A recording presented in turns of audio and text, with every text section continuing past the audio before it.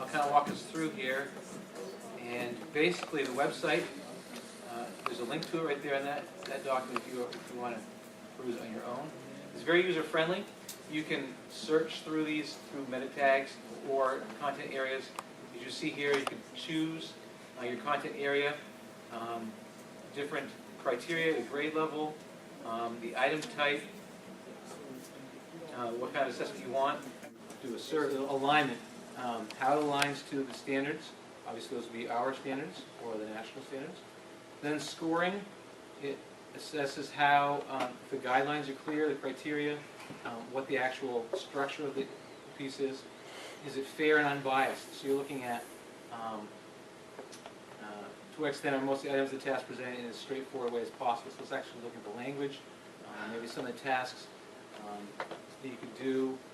I think it also gets into ELL features there. You get opportunities to learn, just engage a student in connections to real world. There was also some very good guidelines in going about creating a rubric and how to establish what process that you're actually going to take to make a good rubric.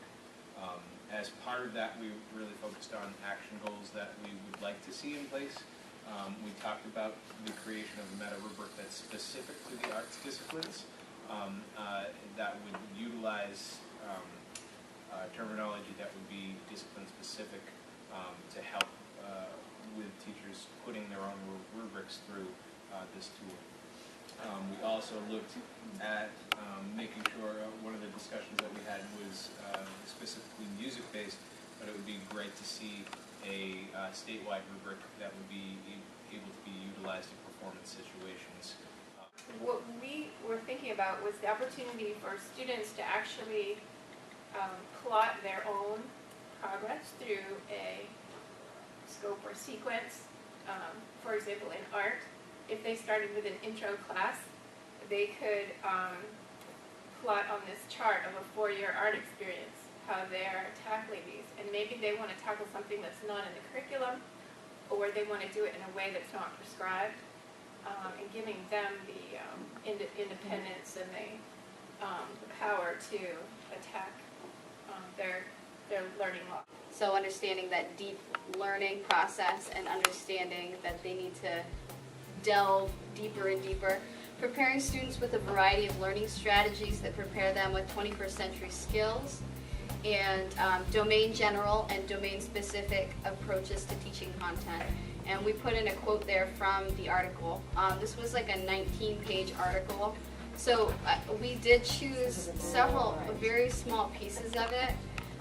It's really good, it's really long, but it is a research paper, so he talks a lot about the background of the thought process in why creativity should be taught in of itself. Everybody has access to it. And focus on the deeper conceptual understanding, not just spitting back stuff. So again, to reiterate that, if we want to have creative learning, we got to move away from the model that most of us are familiar with right now. The overall content, when you got to the meat and bones of it, was really good about teaching creativity. That domain specific was the idea that you can teach creativity in science, and if you teach it in science, it is not necessarily going to transfer to art. Or just because you are well versed in creativity and arts does not mean it's going to transfer to the other curriculum areas. And that was what domain specific was saying.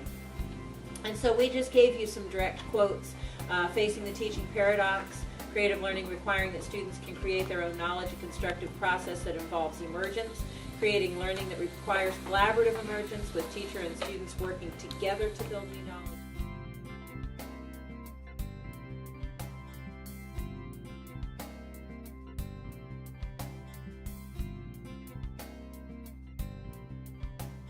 One's done. All right, wait. Did you take it? The other one didn't do its thing. Supposed to look away. Here goes.